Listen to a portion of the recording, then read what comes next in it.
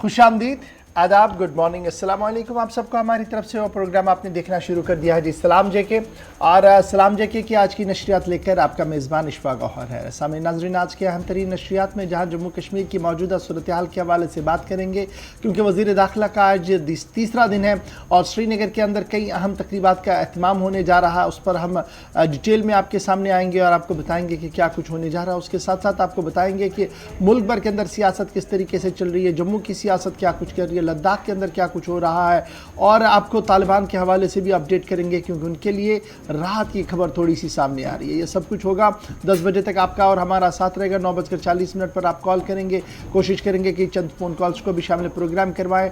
Facebook, Twitter, Instagram पर भी ज़रूर आइएगा, यानी वहाँ पर आप हमारे साथ रब्ता करेंगे, वहाँ पर आप हमारे साथ लाइक, सब्सक्राइब और शेयर करेंगे हमारे पेज को, ताकि ज़्यादा से ज़्यादा लोगों तक खबर जाए जम्मू कश्मीर के हवाले से। नंबर 1। नंबर 2, अब जब प्रोग्राम को हमने शुरू कर दिया तो आपको बताते चले कि फॉर्मेट क्या कुछ है। यानी सबसे पहले हम आपको बताते हैं याद माजी, यानी आज के दिन तारीख में क्या कुछ हुआ है, चंद वाक़ात। गौहर कुछ है। शुक्रिया इशफाक। तो प्रोग्राम की शुरुआत में सबसे पहले बात करेंगे तारीख में आज के दिन के हवाले से। आलमी सतह पर आज के दिन यानी कि 25 अक्टूबर को क्या कुछ हुआ है, उस हवाले से हम आपको बताएंगे कि आज के दिन क्या कुछ हुआ है।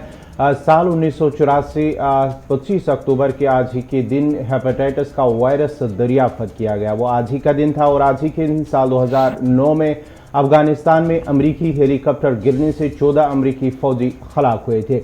और आज ही के दिन साल 2018 में साहले वर्क जेवडी इथोपिया की सदर बनी। और आज ही के दिन साल 1991 में पाकिस्तान ने भारत को हराकर शारजा कप जीत लिया था, यानी कि 25 अक्टूबर साल 1991 में।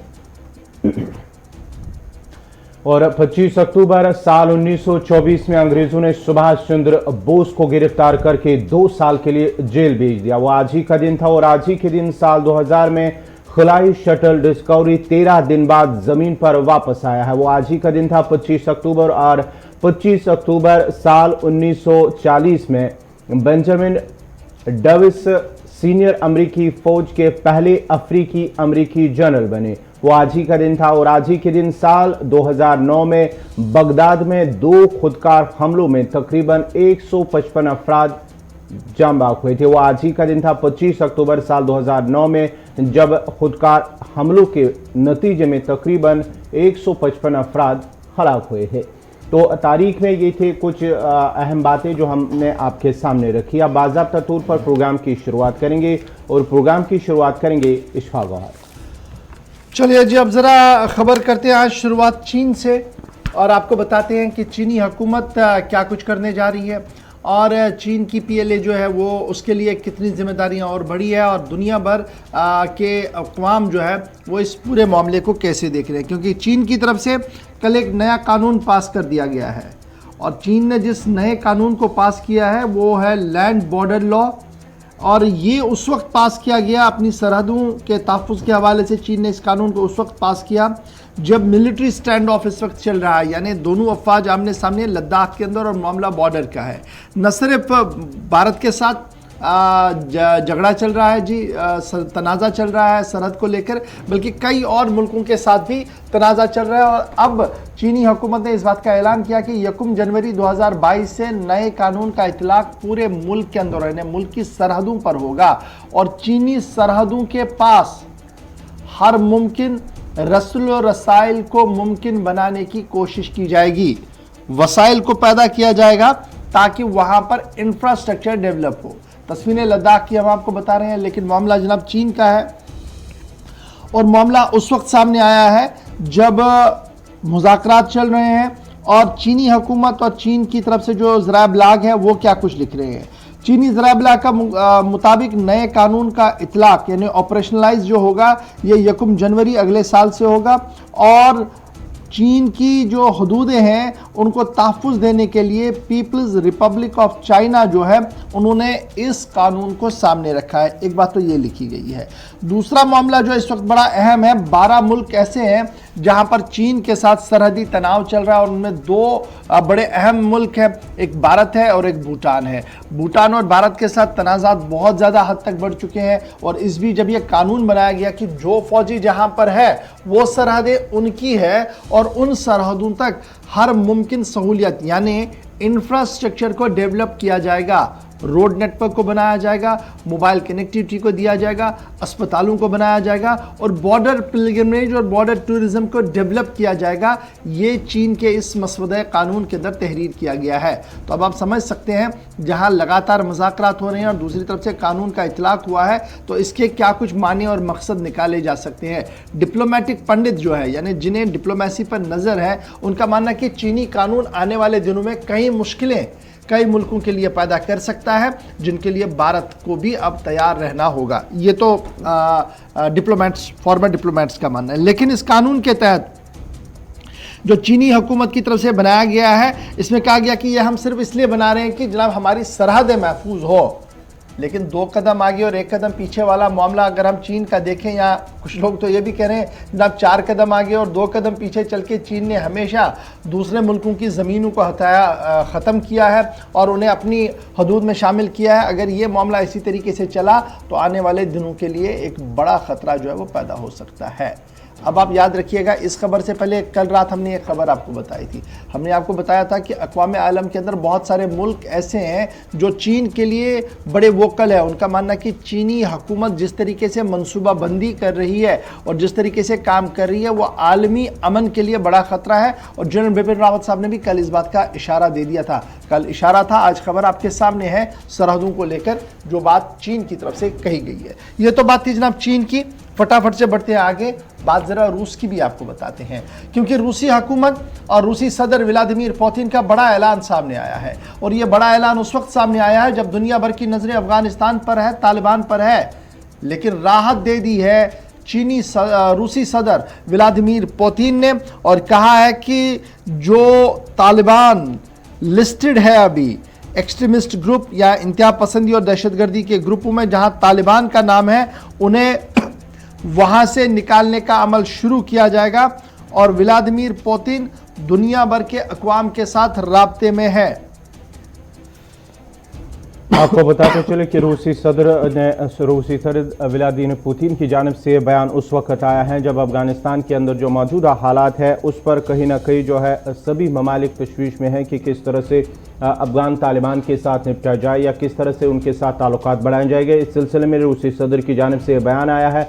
रूसी सदर का मानना है कि दहशतगर्दी की फहरिस्त से तालिबान को अब हटाया जाएगा। ये उनका मानना है, उनका बयान है। उन्होंने ये भी कहा कि अक़वाम मुत्तहिदा समेत कई मुल्कों के साथ रूसी सदर की मशावरत इस सिलसिले में लगातार जारी है और इस सिलसिले में तालिबान की जानिब से रूसी सदर के फैसले का खैर मकदम किया गया है। और साथ ही आपको बताते चले कि हाल ही में रूसी सदर पुतिन ने यह भी कहा था कि जो इस वक्त हालात है अफगानिस्तान के अंदर वो 20 साल जंग के दौरान बनी हुए और आज जिन लोगों ने इनकी हालत ये बनाई है वो इस हालात के जो मौजूदा हालात अफगानिस्तान के अंदर है वो उन हालात के जिम्मेदार है। अब जिस तरह से अब ये नया बयान रूसी सदर की जानिब से आया है उस सिलसिले में तालिबान की जानिब से उनके फैसले का खैर मकदम किया गया है। तालिबान के तर्जमान और तालिबान के इंटीरियर मिनिस्टर अब्दुल कादिर बल्की का बयान सामने आया है और तर्जमान तालिबान का मानना है कि फॉरेन मिनिस्ट्री जो तालिबान इंतज़ामिया की अफ़गान इमारत शरिया की है और उनकी तरफ से रूसी सदर के बयान यानी व्लादिमीर पुतिन के बयान की आईए और दीगर लिस्टों से और दीगर मुल्कों से राब्ता चल रहा है और बहुत जल्द तालिबान को उस फहरिस्त हटाया जाएगा। ये खुशाइंद कदम है। ताहम व्लादिमीर पुतिन की तरफ से जो रूसी खबर रसा एजेंसी तास के मुताबिक खबर सामने आई है उनका मानना है कि अक़वाम मुत्तहिदा को भी इस सिलसिले में पहल करनी होगी और जहाँ जहाँ पर तालिबान का नाम फ़हरिस्त के अंदर है या लीडरों का नाम फ़हरिस्त के अंदर है उन्हें वहाँ से हटाना होगा, तभी जाकर दीगर मुल्कों को एक राह मिलेगी आगे बढ़ने के हवाले से। जहाँ एक तरफ से अक़वाम मुत्तहिदा इंसानी हकूक़ और दूसरे मामलात पर लगातार सभी मुल्कों पर जोर दे रहा है कि वो अपना किरदार निभाए, वहीं पर जब तक अफ़गानिस्तान के मामले पर अक़वाम मुत्तहिदा के अंदर एक बड़ा फैसला नहीं होता और तालिबान को उस फहरिस्त से बाहर नहीं रखा जाता है, तब तक शायद ये मुमकिन नहीं है। और यही वजह है कि रूसी सदर व्लादिमीर पुतिन ने इस बात का ऐलान किया कि वो अपने तरीके से नाम को हटाएंगे और साथ साथ अक़वाम आलम के कई लीडरों के साथ राब्ते और मशावरत में है, जहाँ से अब तालिबान को राहत मिल सकती है। ये बयान कब आया है, इसके पस मंज़र में थोड़ा जाइए। आपको याद होगा कि चंद दिनों पहले रूस के अंदर एक मुज़ाकरात हुई थी और उस मुज़ाकरात की मेज़ पर जहां डिप्टी प्राइम मिनिस्टर अफ़गानिस्तान मौजूद थे, भारत का वफ्द मौजूद था, 10 मुल्कों के लोग मौजूद थे, यूनानिमस एक स्टेटमेंट वहां जारी किया गया और उसके बाद अब एक और कदम रूस की तरफ से आगे बढ़ाया गया, जिसमें यह कहा गया कि जनाब व्लादिमीर पुतिन क्या कुछ करने जा रहे हैं तालिबान के हवाले से। जहाँ तालिबान के हवाले से मेहरबानियाँ पुतिन की सामने आई, वहीं पर निशाना अमेरिका पर भी उन्होंने साधा कि उनकी पॉलिसियों की वजह से अफ़गानिस्तान तबाही के दहाने तक पहुंच चुका है और अब इसे तबाही से बाहर निकालना हम सबकी जिम्मेदारी है। ये तो जनाब बात थी व्लादिमीर पुतिन की। अब ज़रा ईरान की भी आपको बात फटाफट से बताते हैं, क्योंकि आसार कदीमा ने ईरान के अंदर एक तारीखी काम किया है और दुनिया भर के मौरिखीन और दुनिया भर के रिसर्चर जो है वो इराक पर अब नज़र रखे हुए हैं, क्योंकि वाइन जो कही जा रही है कि वाइन फैक्ट्री 27 साल पुरानी वाइन फैक्ट्री दरियाफ्त की गई है इराक से। जी हाँ, इराक से इस वक्त जो बड़ी खबर है कि 27 साल पुरानी जो वाइन फैक्ट्री है उसे दरियाफ्त किया गया है। वहाँ पर उसके बाद ही जो दरियाफ्त की गई, दुनिया भर के माहिरीन का इराक के माहिरीन के साथ इस सिलसिले में लगातार राबता चल रहा है। अपाची के लिए बनाई गई नहर का भी इस सिलसिले में दरियाफ्त हुई है। ये कब हुआ? ये जब वहाँ पर ये काम चल रहा था, उस सिलसिले में वहाँ पर जो काम करने वाले आसार कदीमा के लोग थे, उनकी जानिब से इसे 27 साल पुराना कहा गया। जब उस पर जब तहकीक हुई थी तो पता चला है कि ये 27 साल पुराना एक वाइन फैक्ट्री है इराक के अंदर। उसके साथ साथ ही वहाँ पर एक अपाची के लिए बनाई गई एक नहर का भी दरियाफ्त किया गया। और अब इस सिलसिले में दुनिया भर के माहिरीन जो है आसार कदीमा, वो इराक के माहिरीन के साथ इस सिलसिले में राबते में हैं।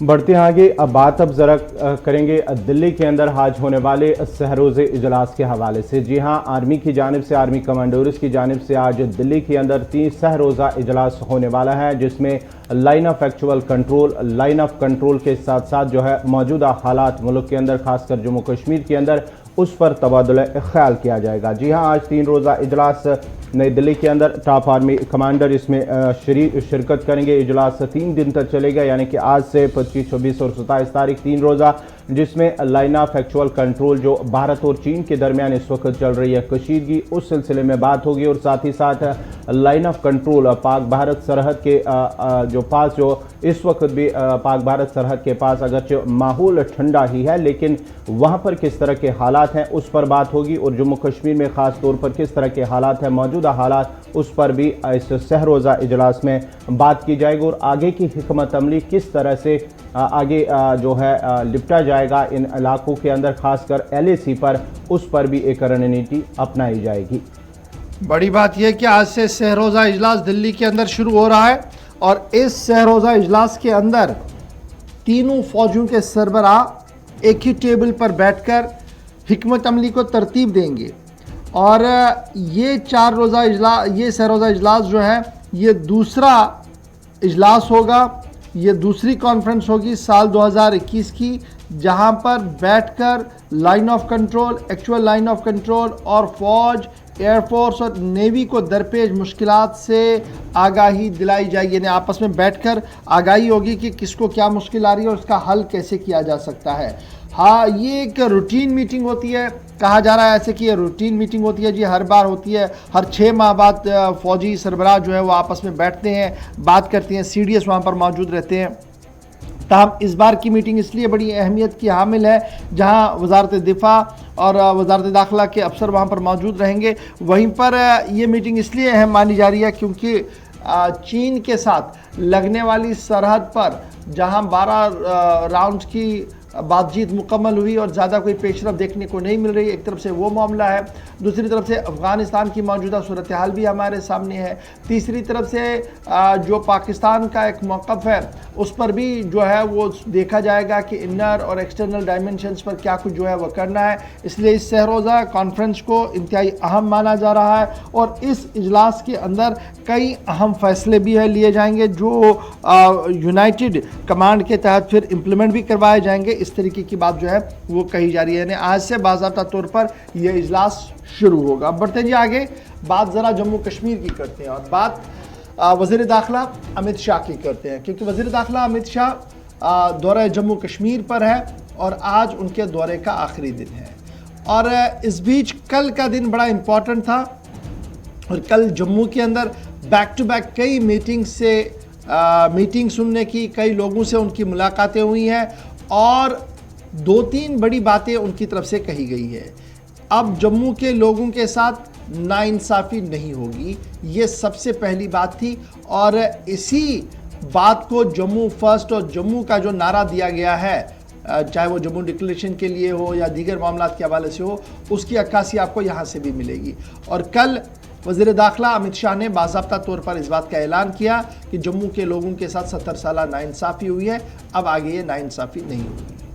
तमीर और तरक्की का नया दौर शुरू हो चुका है, ये श्रीनगर के अंदर भी उन्होंने बात बताई और इस बात को उन्होंने दोहराया जम्मू के अंदर भी। और जब उन्होंने ये बात दोहराई तो उन्होंने कहा मेडिकल कॉलेजों से लेकर सड़कों की मरम्मत और अस्पतालों की तामीर और दीगर चीज़ों की सहूलियात को बराहम रखना जो है वो भी एक बहुत बड़ा मामला था जिसको हाथ में लिया गया। तस्वीरें आपके सामने है जी, जब फैसिलिटेशन सेंटर का इफ्तिताह किया गया IIT के अंदर। और उसके साथ साथ भगवती नगर में कल वज़ीर दाखिला अमित शाह ने अवामी रैली से भी खिताब किया और वो रैली की तस्वीरें भी आपके सामने। कल जब वज़ीर दाखिला साहब बात कर रहे थे तो उनके हमरा डॉक्टर जितेंद्र सिंह भी थे, उनके हमरा काबीनी वज़रा एक और काबीनी वज़ीर भी थे और साथ साथ लेफ्टिनेंट गवर्नर मनोज सिन्हा साहब भी वहाँ पर थे। तो मैं ज़रा 2 बातें आपके सामने अर्ज़ करें कि जनाब क्या क्या कहा गया है ताकि याद रखें आपके आने वाले दिनों में सियासत भी किस तरीके से होगी। पहली बात कही गई कि जम्मू के साथ अब नाइंसाफ़ी नहीं होगी, जो लगातार एक बातें कही जा रही थी कि जनाब बजट एलोकेशन, डिसीजन इम्प्लीमेंटेशन में जम्मू के साथ सोतेली माँ का बर्ताव किया जा रहा है। अमित शाह ने कहा कि वो दौर चला गया जी, अब ऐसा नहीं होगा, नंबर 1। नंबर 2 जो बड़ी बात हमारी नज़र में थी वो ये थी कि जनाब रोज़गार के नए मौके तलाश किए गए। दरअसल अगर आप इसको ऐसे भी देखें तो वज़ीर दाखिला साहब जब से UT बनी है तब से लेकर डायरेक्टली होम मिनिस्ट्री कंट्रोल कर रही है जम्मू कश्मीर के मामलात को, तो कहीं ना कहीं रिपोर्ट कार्ड अपना जो थे 2 साल का वो सामने रख रहे थे। आप इसको ऐसे भी देख सकते हैं, कह रहे हैं कि 5 लाख रोज़गार के मौके जो हैं वो तलाश किए गए हैं। नई सनती पॉलिसी का जो निफाज किया गया है इसके तहत 5 लाख रोज़गार जो है वो फराहम होंगे और ये मुमकिन तब हुआ जब 370 और 35A का इख्तिताम हुआ, ये साथ साथ उन्होंने बताया। और फिर इन्वेस्टमेंट की बात, जैसे उन्होंने श्रीनगर के अंदर कहा था कि इन्वेस्टमेंट हो रही है और कुछ हद तक इन्वेस्टमेंट आना शुरू हो गई है और बहुत जल्द और इन्वेस्टमेंट भी आएगी। 12,000 करोड़ रुपया आ चुका है। ये कल उन्होंने जम्मू में भी इस फिगर को दोहराया कि 12,000 करोड़ रुपया जो आ चुका है और 51,000 करोड़ रुपया जो है और आएगा जी 2022 के आखिर तक, यानी अगले साल का लास्ट जो है मार्च तक का हदफ मुकर्रर किया गया है और कहा गया कि 51,000 करोड़ रुपया इन्वेस्टमेंट आएगी, सरमायाकारी आएगी, जिससे 2 फायदे होंगे। एक, रोज़गार के मौके मिलेंगे जी जब इंडस्ट्री आएगी, दूसरा स्टेट को टैक्स के तौर पर पैसा मिलेगा और तीसरा कि यहाँ पर हर एक आदमी को चाहे डायरेक्टली और इनडायरेक्टली रोज़गार मिल सकता है। तीसरी बात ये तो दूसरी बात थी। और तीसरी बात, कल उन्होंने अपनी जब डेलीगेशन के साथ मुलाकात की तो उन्होंने पेशेंटली उनको सुना और सुनने के बाद ये कहा कि मोदी हुकूमत जो दिल्ली के अंदर है उन्होंने हर मुमकिन तहफ़्फ़ुज़ फराहम करने का वादा मुल्क के अंदर किया है और अक़लियतों को ख़ुसूसी तौर पर तहफ़्फ़ुज़ फराहम किया जाएगा। इस सिलसिले में सिक्योरिटी ग्रिड को मुतहरिक कर दिया गया है, ये वज़ीर दाखिला साहब कह रहे थे।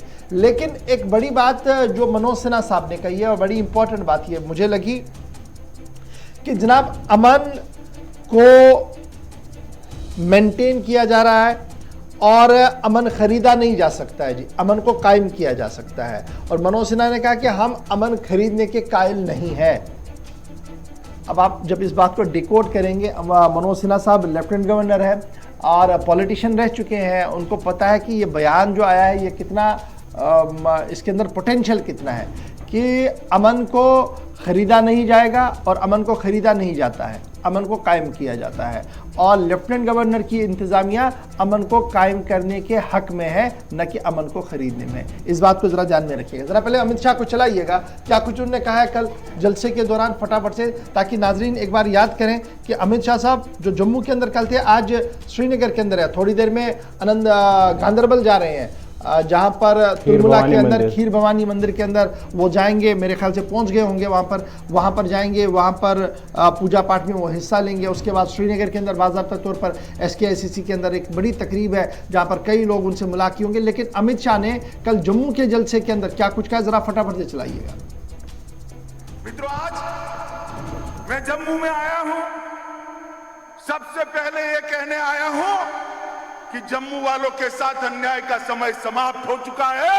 अब कोई आपके साथ अन्याय नहीं कर सकता। सालों तक अन्याय झेला है आप, मगर कोई अब अन्याय नहीं कर सकता। विकास दोनों का साथ में होगा, कश्मीर का भी होगा, जम्मू का भी होगा। दोनों मिलकर भारत को आगे बढ़ाने के लिए एक साथ प्रयत्न करेंगे। किसी को अन्याय नहीं हो, इस प्रकार का शासन नहीं चले। और मैं आज इस भूमि पर जब आया हूं, तब मैं इतना जरूर कहना चाहता हूं कि यहां पर जो विकास का युग शुरू हो रहा है, विकास के युग में खलल पहुंचाने वाले खलल डाल रहे हैं। मगर मैं आप सबको विश्वास दिलाने आया हूं, विश्वास रखिएगा, विकास के युग में कोई खलल नहीं डाल पाएगा। जम्मू कश्मीर के विकास को कोई रोक नहीं पाएगा। मैं नाम लेना नहीं चाहता, ये 3 परिवार वाले जो शोषण करे हैं ना सालों तक आपका, करे या नहीं करे? अरे जोर से बोलो, करे या नहीं करे? ये मजाक उड़ाते थे। कौन आएगा यहाँ? ये मोदी जी का कमाल है। 12,000 करोड़ का इन्वेस्टमेंट आ गया है। मैं बताता हूं, 51,000 करोड़ का इन्वेस्टमेंट 2022 के पहले आ जाएगा। 5 लाख जम्मू के युवाओं को इससे रोजगारी मिलने वाली। 9 medical college, 15 nursing college, IIT, NIT, IIM, NIT, IIMC, 2 cancer institute, political college, polytechnic college, BSc nursing college, ढेर सारे इंस्टीट्यूशन यहां छापे बनाए गए हैं। आप मुझे एक बात करिए, कल ये 3 परिवार वाले मुझे सवाल पूछ रहे थे कुछ कि क्या देकर जाओगे।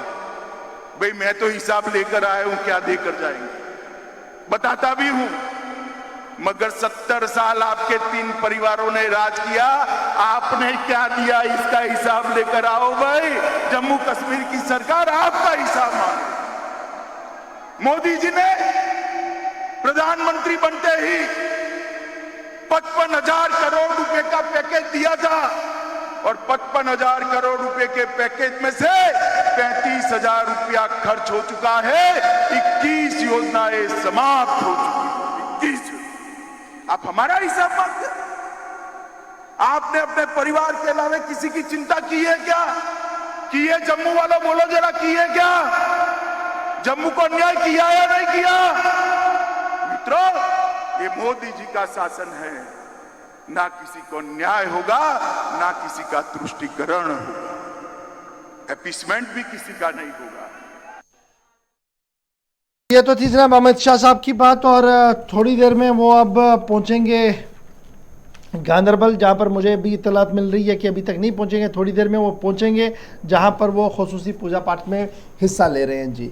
अमित शाह साहब की बात हो रही थी। तो बात ज़रा और आगे बढ़ाते हैं, क्योंकि जब वो जम्मू में थे तो कश्मीरी पंडित डेलीगेशन भी उनसे मुलाकात हुआ है और क्या कुछ उन्होंने कहा वो भी बड़ा इंपॉर्टेंट है, क्योंकि ये खबर आपके साथ हम रखते चले, क्योंकि आपको याद होगा सतेंद्र कौर और उससे पहले बिंदरू की हिलाकत को लेकर इस मुलाकात को इंतहाई अहम माना जा रहा था। वज़ीर दाखिला अमित शाह के साथ कश्मीरी पंडित माइग्रेंटों ने जम्मू के अंदर मुलाकात की है और जम्मू में मुलाकात के दौरान जब वज़ीर दाखिला के साथ उनकी मुलाकात हुई है तो उन्होंने 7 रुकनी टीम बनाने की जो है वो मांग रखी है।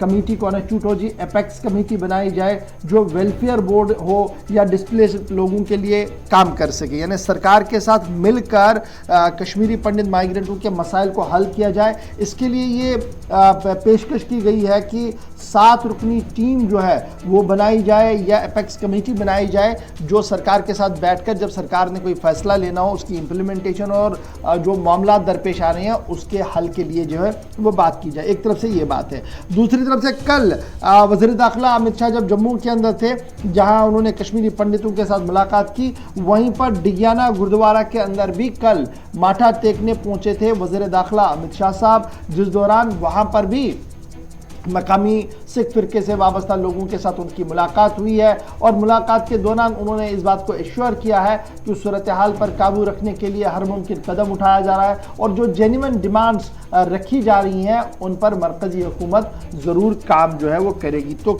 एक तरफ से कश्मीरी पंडितों के साथ मुलाकात हुई है, दूसरी तरफ से सिख फिरके के साथ वाबस्ता लोगों के साथ डिगियाना गुरुद्वारा के अंदर मुलाकातें हुई है। खबर यह भी है कि चैम्बर ऑफ कॉमर्स समेत कई लोगों की मुलाकातें कल वज़ीर दाखिला के साथ हुई है और कल वज़ीर दाखिला ने कुछ वक्त जो है वो बॉर्डर पोस्ट पर भी गुजारा है। बीओपी जो हमारा अमित शाह उनके साथ लेफ्टिनेंट गवर्नर मनोज सिन्हा साहब थे, तो वो बॉर्डर आउटपोस्ट जो है बीओपी मकवाल इलाका जो जम्मू के अंदर है जो बीएसएफ के ज़ेर निगरान है, वहां पर भी कुछ वक्त उन्होंने जवानों के साथ गुजारा, जवानों की बात सुनी और लेफ्टिनेंट गवर्नर और वो लेफ्टिनेंट गवर्नर और वज़ीर दाखिला जो है वो काफ़ी देर तक बीओपी के अंदर रहे, जिस दौरान उन्होंने मौजूदा सूरत हाल, आने वाले मुश्किलें और सरमा और गर्मी के दौरान क्या कुछ वहाँ पर चलता है इस हवाले से सहर हासिल बहस भी की है और ये बात भी बड़ी इंपॉर्टेंट थी। और अब बढ़ते हैं जी आगे। ये तो बात थी जनाब कल की, आज की हमने आपको बताई कि बैक टू बैक मीटिंग्स हैं और थोड़ी देर में वो गांदरबल भी पहुंचने वाले हैं। लेकिन जब ये पूरी बात चाहे श्रीनगर से हो, जम्मू से हो, तो इसका रिएक्शन आना बहुत ज़्यादा लाजमी था। रिएक्ट किया सबसे पहले साबिक वज़ीर आला गुलाम नबी आज़ाद ने, और गुलाम नबी आज़ाद ने क्या कुछ कहा। जी हाँ, कल जिस तरह से वज़ीर दाखिला के दौरे के दौरान मुख्तलिफ बयान सामने उस पर रद्द-ए-अमल भी सामने आया है। गुलाम नबी आज़ाद कांग्रेस के सीनियर लीडर और साबिक जम्मू कश्मीर की जो चीफ मिनिस्टर रहे हैं, उनकी जानिब से बयान आया है कि मौजूदा दौर में सबसे ज़्यादा नुकसान जम्मू कश्मीर की आवाम को हुआ है। उनका मानना है कि इंतखाबात के बाद रियासत का दर्जा बहाल करना गलत है, क्योंकि ये बयान उस वक्त सामने आया जब अमित शाह ने कल अपने खिताब में कहा था कि बयान में कहा था कि जम्मू कश्मीर में पहले हदबंदी मुकम्मल होगी, उसके बाद इंतखाबात होंगे और उसके बाद ही रियासत का दर्जा बहाल होगा। उसके बाद ही मुख्तलिफ बयान सामने आए हैं जहाँ वादी के अंदर भी मुख्तलिफ सियासी लीडरान ने इस पर रद्द-ए-अमल जाहिर किया। वहीं पर कांग्रेस के सीनियर लीडर गुलाम नबी आज़ाद ने यह कहा कि गुलाम नबी आज़ाद की जानिब से कहा गया कि रियासत का दर्जा बहाल करने के हवाले से पहले जब आल पार्टी मीटिंग हुई थी नई दिल्ली के अंदर, उसमें कहा गया था कि रियासत का दर्जा बहाल किया जाएगा, उसके बाद ही इंतखाबात होंगे। लेकिन उनका मानना है, उनकी तरफ से कहा गया है कि अब ये जिस तरह से कहा गया है कि पहले इंतखाबात होंगे उसके बाद ही रियासत का दर्जा बहाल, ये सरासर जम्मू कश्मीर की आवाम के साथ नाइंसाफ़ी है। उन्होंने कहा कि वज़ीर आज़म को इस हवाले से जो उनके साथ मीटिंग हुई थी, जो यकीन दहानी की गई थी, जब उनसे मुतालबा किया गया, जब आल पार्टी मीटिंग नई दिल्ली के अंदर हुई, उनके सामने ये मांग भी रखी गई, मुतालबा भी किया गया कि रियासत का दर्जा बहाल किया जाएगा। लेकिन जिस तरह से अब कहा गया है कि अब पहले हदबंदी मुकम्मल होगी, उसके बाद असेंबली इंतखाबात होंगे, उसके बाद ही रियासत का दर्जा बहाल किया जाएगा। गुलाम नबी आज़ाद का बयान सामने आया है और गुलाम नबी आज़ाद के मुताबिक वज़ीर दाखिला सबसे ज़्यादा नुकसान जो है इस वक्त हो रहा है वो जम्मू कश्मीर के आवाम को उठाना पड़ रहा है। पहली लाइन ये है और दूसरी लाइन जो कही गई है कि इस वक्त के मौजूदा हालात के बीच जो बुलंदबांग दावे किए जा रहे हैं, ज़मीनी सूरत हाल उससे बरक्स है। और तीसरी पॉलिटिकल बात जो कही गई है वो ये है कि हदबंदी के बाद रियासत का दर्जा बहाल होना चाहिए और उसके बाद ही चुनावी बिगुल बजना चाहिए, क्योंकि उससे एतमाद की फ़िज़ा रियासत के अंदर कायम होगी और कई सियासी चेहरे जो है वो इस दंगल का हिस्सा बन सकते हैं। और अगर मरकज़ी हुकूमत ने इसके बरक्स किया तो उसके बेहतर नताइज या जो चुनाव के अंदर जो चाशनी है वो उतनी बरकरार नहीं रह सकती है। उनका मानना था कि जब ऑल पार्टीज़ मीटिंग हुई थी तो उसमें भी गुलाम नबी आज़ाद समेत कई सीनियर लीडर्स की तरफ से वज़ीर-ए-आज़म को ये बात बताई गई थी और ये मुतालबा किया गया था कि जम्मू कश्मीर के अंदर हदबंदी का मामला फौरी से बेशतर मुकम्मल किया जाए, उसके बाद रियासत का दर्जा बहाल किया जाए और उसके बाद ही चुनावी अमल को जो है वो आगे बढ़ाया जाए। ताहम वज़ीर दाखिला ने, आपको याद होगा, कल भी इस बात को दोहराया और परसों भी इस बात को दोहराया कि 3 पैटर्न्स है जी जिस तरीके से जम्मू कश्मीर को आगे चलाना है। पहले डी वाला मामला होगा, इन्हें डिलिमिटेशन की मुकम्मल किया जाएगा। उसके बाद ई वाला मामला होगा, यानी इलेक्शन प्रोसेस को आगे लिया जाएगा। और उसके बाद एस वाला मामला होगा, यानी स्टेट को रेस्टोर करने वाला मामला होगा। ये उनकी तरफ से वजाहत पार्लियामेंट के अंदर भी की गई थी। पार्लियामेंट के बाहर भी सोशल मीडिया पर ये पूछ रहे हैं कि जिस तरह से अगर हम सियासी जमातों की बात करेंगे तो असेंबली इंतखाबात में उनका मानना है कि एक सियासी लीडरान के पास से मुद्दा होता स्टेटहुड का, क्योंकि अगर पहले स्टेटहुड मिलता उसके बाद इंतखाबात हो गए, कहीं ना कहीं सियासी लीडरान के पास से मुद्दा होता कि हमने जो है जम्मू कश्मीर को रियासत का दर्जा बहाल करवाया है। यही तो मेरे ख्याल से बड़ी वजह है कि पॉलिटिकली जब आप इसको देखेंगे चश्मे से तो बात सीधी सीधी है कि जनाब अगर आपने एक के सर ये मामला दे दिया तो फिर अंदर खाने क्या कुछ होगा वो आपके सामने है। इसलिए मेरे ख्याल से सरकार ये चाह रही है और दाखिला वज़ीर साहब के मन में शायद ये है कि डिलिमिटेशन का प्रोसेस मुकम्मल होगा, उसके बाद चुनाव हो और जो हुकूमत वहाँ पर बने उस हुकूमत की तरफ से एक रेजोल्यूशन आए, करारदाद आए, वो करारदाद मरकज़ के सामने जाए और उसके बाद उस पर जो है वो हतमी फ़ैसला लिया जाए। इसमें जब ये फ़ैसला आना होगा तो कहीं ना कहीं बीजेपी को अंदर से ये पूरी उम्मीद तो है कि जम्मू प्रोविंस के अंदर बड़े पैमाने पर उनकी जीत दर्ज होनी है। कश्मीर से अगर ज़्यादा कुछ नहीं तो वोट शेयर वो बहुत ज़्यादा ले सकते हैं और उनके हम ख्याल जमातें जो हैं वो जीत कर आएंगी। तो एक यूनाइटेड गवर्नमेंट बनाकर, एक मुत्तहिदा सरकार बनाकर फिर उनके सुपुर्द ये किया जाएगा जिससे बीजेपी का एक असर भी बरकरार रहे और एक अपर हैंड भी रहे। शायद इस तरीके का मंसूबा सरकार के शाह साहब के जहन में हो सकता है, लेकिन सियासत के अंदर कल क्या होगा ये कहना काफ़ी मुश्किल होता है। अभी अगर क्रोनोलॉजी बता रहे हैं अमित शाह साहब, हो सकता है कल के हालात ये हो कि वो बताएं कि ऑल पार्टीज़ मीटिंग में या कुछ लोग मिलने जाएं, पार्टीज़ मिलने जाएं, परस्यू करें कि इसको, हो सकता है उसके बाद शाह साहब का मूड बदल जाए और वो ये कहे कि चलिए पहले आपका डिलिमिटेशन के बाद स्टेट रेस्टोर कर देती है, एक रेजोल्यूशन पार्लियामेंट के अंदर क्योंकि सेशन आने वाला है लाएं और उसमें हो सकता है, वैसी भी ये गुंजाइश है कानून के अंदर कि कैसे हो सकता है। लेकिन बड़ा सवाल ये है कि अगर चुनाव होते हैं और यूटी के तर्ज पर चुनाव होते हैं तो उमर अब्दुल्ला साहब और महबूबा मुफ्ती साहिबा आपको इस चुनावी दंगल का हिस्सा नहीं दिखेंगे क्योंकि उन्होंने पहले इस बात का ऐलान किया। मेरे ख्याल से वही बात गुलाम नबी आज़ाद साहब बता रहे हैं कि बड़े चेहरे जी नहीं होंगे और उससे वो चाशनी बरकरार नहीं रहेगी।